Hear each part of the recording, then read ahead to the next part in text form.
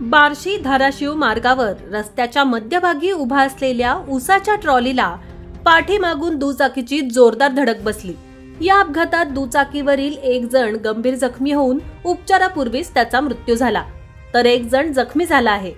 ही घटना 24 डिसेंबर रोजी सकाळी बार्शी धाराशिव रस्त्यावर तांदुळवाडी येथून 700 मीटर अंतरावर घडली। 3 दिवसांपूर्वीच परिसरात बस आणि दुचाकीच्या अपघातात 3 जणांचा जागीच मृत्यू झाला होता। ही घटना ताजी असतानाच दुसरी घटना घडल्याने हळहळ व्यक्त होत आहे। अमीर मुबारक सय्यद वय वर्ष 28 असं मृत्यू झालेल्या तरुणाचं नाव आहे। सोहेल शकील खान वय वर्ष 20 जखमी झालेल्या तरुणाचं नाव आहे। याबाबत फिर्यादीत म्हटलं आहे की अमीर मुबारक सय्यद व सोहेल शकील खान हे दोघे धाराशिव येथील मामाकडे मुक्कामी थांबून सकाळी 5 वाजता दुचाकीवरून बार्शीकडे जात होते।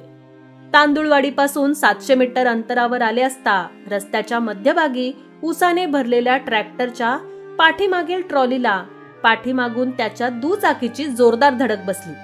त्यात अमीर सय्यद गंभीर जखमी झाल्याने 108च्या रुग्णवाहिकेने पांगरी ग्रामीण रुग्णालयात त्याला दाखल केलं असता त्याचा मृत्यू झाल्याचं डॉक्टरांनी घोषित केलं। याबाबत तपास police head constable Shabbir Shaikh करत आहेत।